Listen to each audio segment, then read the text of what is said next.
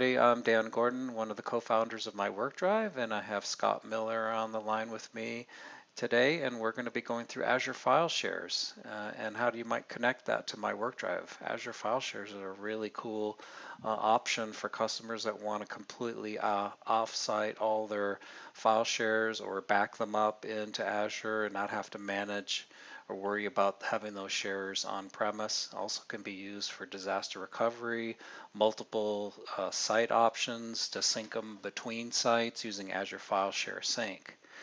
In this video, we're going to actually go through how to connect Azure File Shares with the new Active Directory integration that they now have available in preview that is also available now in all the various regions. So you can see here we've actually even got a small diagram here where one of the options in the past has always been to sync Azure File Shares on premise with using Azure File Share Sync, and then being able to then have those shares being used up in Azure with another machine over there where they're synced in turn and accessing files there, or using them in multiple sites, or just having them there for disaster recovery and backup. In this video, we're going to actually go through the new ability to take MyWorkDrive and point it directly at the Azure File Shares and connect those Azure File Shares to the same Active Directory that customers already use. So I'm just going to go through this kind of in the order that we have in our blog post here on my WorkDrive site, and just talk a little bit about why you would want to use. First of all, why would you want to use my WorkDrive with Azure File Shares? So Azure File Shares are available over the internet using SMB protocol, but unfortunately that's typically blocked. So if you don't have VPN to all your end user devices or between sites, then it becomes unusable in terms of being blocked by most internet providers. So many companies don't want to manage VPN. They don't want to expose multiple ports out to end user devices. They're going to kind of a zero trust model, or they may even have people using their home computers where they have no control of them whatsoever, kind of a bring your own device model. So with MyWorkDrive, they can actually put a MyWorkDrive server right next to the Azure File Share and be able to expose that over HTTPS. And users can just be then sent a web link. They can go to a web browser. They can use and connect to their files. They can use our MapDrive client or a mobile client, but all just through that same easy to use web browser UNC link that's sent to the customers. So in addition to being able to just get to the files over the web browser, do things that we can do that's very unique with MyWorkDrive is the ability to edit documents in Office 365 as well. So in this case, the end user doesn't even have to download any of the files. Maybe you don't even want them to download. You can prevent that, but the files are still allowed to be edited up in the browser and then saved back to the company file shares. In this case, those file shares being Azure File Shares. So in this case, if we go through, we're going to first talk about like the pieces that we actually need in order to make this work. So John Saville actually has a very good video here that I've linked on the site that talks about the various authentication models. And the one that we actually want to use today is being able to have Azure File Shares be able to talk to Active Directory. So in this case, we've got our MyWorkDrive server up in Azure. Typically, we would have a backup domain controller up there as well so that our authentication is super fast. This Azure Active Directory has been synced from Azure AD, and we'll talk about why that's needed. Most companies are already doing that already, typically through their Office 365 subscription. And then we've got an Azure File Share that is part of a storage group. So to talk about Active Directory authentication, as I mentioned, it's available now in all regions in order to be able to take Azure File Shares and be able to set them up. And we've actually got some links here and be able to step-by-step guidance on how to do that. So by using this method, a customer is actually able to add that Azure File Share storage account to Active Directory, and it shows up just like any other computer account, which is really cool from a MyWorkDrive perspective, because not only can users log in with username passwords, but we can turn on our Active Directory Azure AD SAML integration as well and impersonate that user so they can actually use single sign-on, which is really neat. We also have a image up in Azure to make it even easier to set up MyWorkDrive in Azure and just join it to the existing domain. So let's just talk about like what is actually needed to be able to make this actually happen, kind of step by step. So as I mentioned earlier, first of all, you need Active Directory sync to Azure AD. That's because Azure AD is needed to be able to set the permissions on the share. You'll still be using NTFS permissions, but Microsoft does require that you have permissions on the share at the share level, not the NTFS level. So that's currently required to make that happen. And then you would typically want to have a Active Directory domain controller set up in Azure. You could connect to it by VPN or express route to your on-premise if that's what you have. In the case of going through and setting this up, I've got a 2019 server installed that's joined to our Active Directory domain. I've got the RSAT tools already on there, and I'm going to be using that tool to kind of do all the setup here, run the PowerShell scripts that are required in order to be able to join that storage account to Active Directory. And then in this case, we're going to be setting up the storage account, putting it in the same region, resource group, and Azure Active Directory that's been synced. So the first step, creating the storage group. So let's take a look at our storage account. I've got a QA set up over here. I've actually got a storage account set up. And you can see that I've got some Azure File Shares here. In this case, I've got one that's called Share. And in the configuration, you can see that I've already added that. This is something you can't do from the GUI. You can set up using Azure AD domain services, which is not the same thing and only allows username password. So that is an option, but we're not going to go into that today. We're actually going to be talking about how to get this to be enabled. And so that does require running some PowerShell scripts that are available.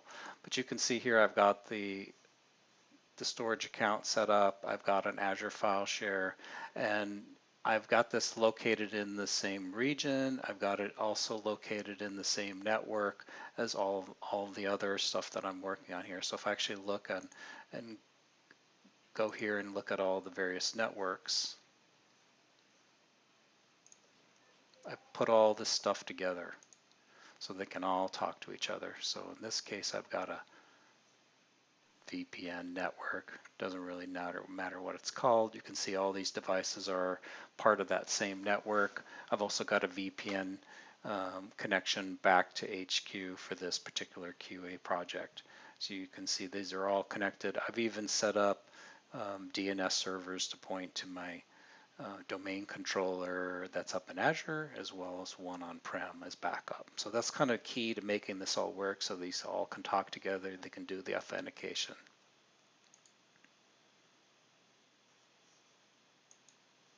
So I've created my storage account, I've created my file share. The other piece that I recommend doing, and this is alluded to in some of the Microsoft videos as well, is creating a private endpoint. And that would be put in that same network so that way you can not have to expose port 445 over the internet. You don't want the MyWorkDrive server to be having to go out the internet, or you want to have anyone come in from the internet to be able to get to that server. So we're going to go ahead and create a private endpoint, and the only trick to that is being able to set up the DNS entry so that it resolves. So in this case, we would just add that particular external host name to our internal DNS so that it resolves to the same network, one of the 10.0.0.0 subnets that I have defined over here in terms of my address space. So there it is, it's on the same network. And that'll just make it much easier to resolve that. And then the next step we're going to do is we're going to join the Azure storage account to Active Directory. Okay, so the first thing that I recommend to do is make sure that you can actually map a drive to that storage account. So at this point, this is just going to get us ready to be able to apply the permissions for Active Directory integration and be able to actually join that to that storage account to Active Directory. Just a point of, or a question, really, point of clarity. We're not actually going to use that map drive in MyWorkDrive. We're just going to prove that it works in essence with this step. Yeah, because I can tell you from my testing, you can end up spinning your wheels on just some basics like that. So in this case, you're actually going to be mapping that drive using your storage key. This is just to make sure that you didn't knock yourself out from the private endpoint perspective. Everything is resolving, and I've actually already done that here. So in this case, I have one drive that's mapped using the storage key, one that's actually using the new UNC path that I created. And you can see that actually, in this case, it's a member of the domain, so it actually even will show domain users have been Yep. applied to the security permissions. So that's kind of what's showing up that it actually is made to work. So the It next actually step. gives you a chance to verify your NTFS permissions as well once you get them set. Yeah, so that's a little bit strange here in that you do need to actually assign share permissions before we can even start. Once we've actually followed the steps outlined in this article here, um, that actually talks about all the PowerShell scripts pieces that you need to run. So it's some of the same stuff that I'm talking about here, but you're actually going to then be enabling Azure AD authentication on those. So there's actually a module that you'll need to download, Azure File Shares hybrid module, and then you'll just be running that module. I recommend doing this on a 2019 server. The PowerShell that comes with that works pretty seamlessly. You may have to relaunch it one or two times in order to get the necessary components installed, but I would not put in PowerShell 7 at this point. It wasn't really working for me, so you can save yourself a lot of time and just build up a 2019 server and do all the work from there. So then you're pretty much just following along and doing these steps here. So I'll just show um, some of my commands that I've got that I ended up doing here. So I've got my net use commands for my storage key here. I'll change that after this video, of course. And in this case, I'm running the set execution policy for the current user so that I can run that. I'm actually, after I've downloaded and I'm running in that same folder, I'm now going to just use their commands there to copy over those different modules that I need. And then I'm going to run them and connect my Azure account, point it to the subscription, and then here's the meat of it right here. Here's where I'm actually joining that particular. This is the actual storage account, and this is what OU I want to put it in. So I've created an OU for it called AFS. I'm actually choosing a computer account, which is really important from a MyWorkDrive perspective, because if you want to do single sign-on and be able to impersonate the user for Azure AD authentication, it needs to be a computer account for Kerberos constrained delegation to work. So once you do that, then there's a few commands that follow in order to be able to just verify that it actually worked. So from a MyWorkDrive perspective, we can see when we open up Active Directory that it actually does exist as a computer account. So here's our AFS OU, and there's our computer account. Looks just like any other computer account.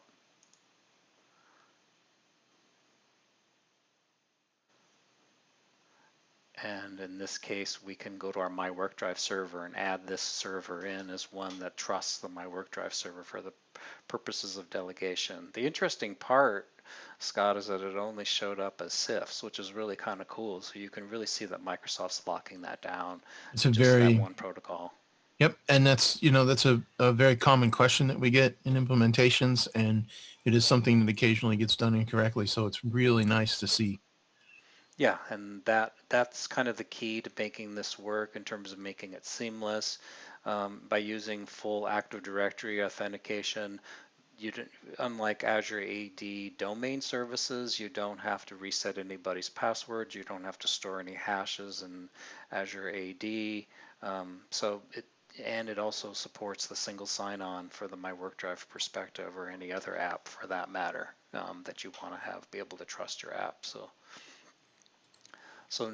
now that we've done that, the next level would be to set the share permissions. So in this case, this is what I was referring to earlier, that Microsoft does require that the users have permissions on the share. So it's not exactly the area that you would think. In this case, it's actually going to be on the storage account, and we're going to actually add, once this is set up, and you do see that now this is Active Directory enabled, and so we're able to do that in PowerShell. I would then come back over to here, and I'm going to go and add my role assignments. And there's some special role assignments, for example, storage, file data, SMB, share, elevated, some of them. So I added some individual users here. These are all accounts that actually exist in Active Directory, Azure AD. They're synced from Azure AD using, Azure AD Connect. That's pretty standard, and so most people would probably do all of this within their Azure AD subscription. That's part of Office 365 because they're probably already doing that sync.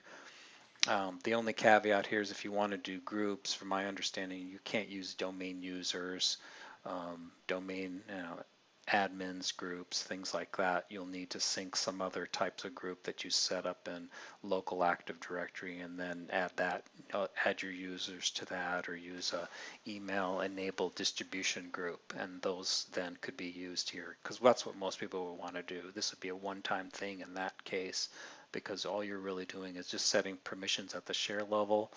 At some point, maybe Microsoft will just allow that part to be skipped, but right now it is required to do that And just to be clear, it does not work with default groups. It only works with the groups you create or that email distribution list. Right. The default groups, like I said, domain users, those just don't sync into Azure AD, that you can then use them to apply permissions on the share. So I've given elevator permissions, but you can just give them contributor permissions. It's up to you in terms of the requirements.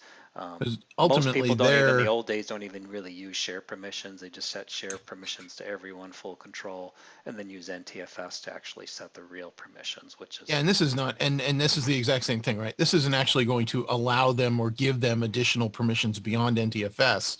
This is basically just going to unlock it so that the NTFS permissions are used by MyWorkDrive to give them the access that you want them to have. Right, so they need to have these minimum permissions in order to be able to lock it down further, because it's always going to be the most restrictive. Yep. So you want to make sure that they at least have this, but then if you want to lock it down further from there, then we would recommend that you do that with NTFS permissions. Yep. So that's kind of like the next step in our article in terms of making it happen, is assigning NTFS permissions. And in this case, you're doing it not at one of the folders, but actually on the PC. When you map the drive, you're doing it right there, because that way you're applying it at the root permissions. I mean, you can do it at sub-level folders as well, but in this case, the share name is share, and I'm going to be assigning permissions there. So I've added domain users, modified. I want to give them full control and let them take ownership, but maybe I do want to allow domain admins for this one. But you can do all the standard stuff from MyWorkDrive perspective, or even from my Active Directory perspective. This is no different than anything you would do. Now at this point, this just gets treated like any other share. The only difference is it's just not a physical server that you have to maintain and log into and patch and manage. And you can get all the benefits of having your file shares outsourced, and it can be integrated into backups and everything. Yeah, backup through Azure, all of the Azure tools. You now have the Azure tool set to manage your file share. That's right. And then the final step then is to just install a MyWorkDrive server. So in this case, we don't have a lot of details here because there really is nothing special about it. At this point, I'm on a machine here that is actually part of Active Directory. I have MyWorkDrive installed on it. This machine here that we're looking at, that I'm doing the demo on, actually is a member of the domain. I have a separate server that's up in Azure. That's my domain controller. And I have Active Directory, and I have all the MyWorkDrive components already that I need right here. So at this point, I can log into the admin panel. I can actually see the share that I've created. So let's just do that one final step. Just And go as you through that. mentioned, this could be a machine that you built, or this could be pre-built from our image and joined to your domain.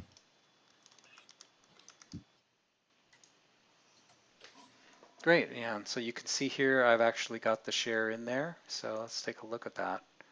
I only put the one share in there. This actually represents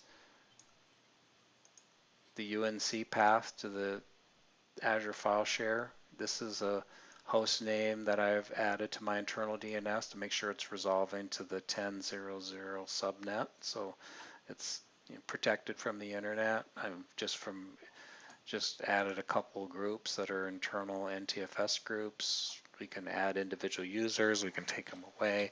We can't give them more rights than they already have been assigned in NTFS. With MyWorkDrive, just as a reminder, we can only take away. So even if they may have NTFS permissions, maybe we don't want everybody to be able to get to them through MyWorkDrive. We can restrict them further. We just can't give them more. But most people would mirror those same permissions.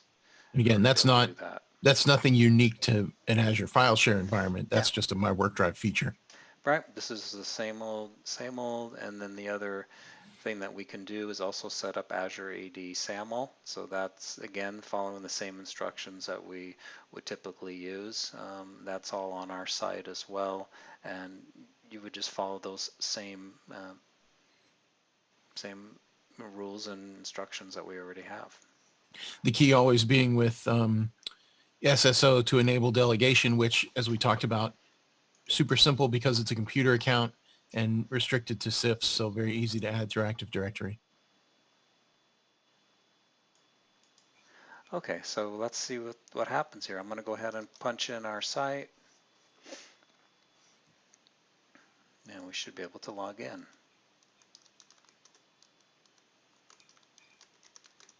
In this case, I've enabled single sign-on, so I'm going to be prompted from the identity provider. In this case, it's Azure AD, and then I should be able to see my shares that have been assigned to me within MyWorkDrive.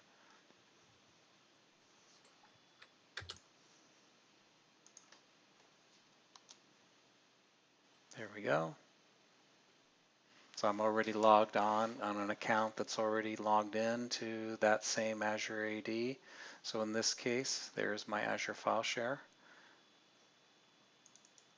I've got a couple of files here. I can do all the same things that I normally would be able to do, edit online, copy, download. There's really no difference from our perspective. It's just another file server on the domain.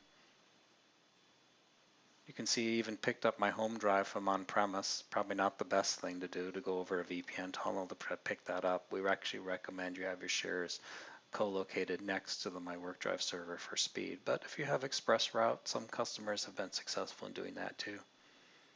And if you want that home folder turned off, that's a simple option in MyWorkDrive to just turn it off. So yeah, you can completely control all of that. So that's it. We've actually been able to now get that server working just like any other file server. It's completely integrated in Active Directory, supports all the stuff that we would be able to do on premise. But now those Azure File Shares are being stored off premise. We don't have to manage and maintain them. We can integrate them into Azure backups. We can tie them into Azure File Share Sync if we so desire, and have them be showing up locally at multiple sites and take advantage of all the extra power and backup and redundancy that we wouldn't be able to do ourselves on-prem. Scale, feature, etc. And the other side of it too is the user experience is going to be exactly the same because you can install the MapDrive client, give them a native MapDrive on their machine. So even though you've potentially taken their files out of the office and put them in Azure File Shares and taken them off of a local file server, local SMB path, they can still get that local experience with MyWorkDrive. That's right. So from the end user perspective, everything looks just the same. Nothing has changed. You could even have certain apps that need to be able to connect to the Azure File Share outside of MyWorkDrive using the VPN tunnel. This just gives an additional option for remote access in a secure way without having to manage VPN. Cool. Thanks, everybody. Thanks, Scott, for your time.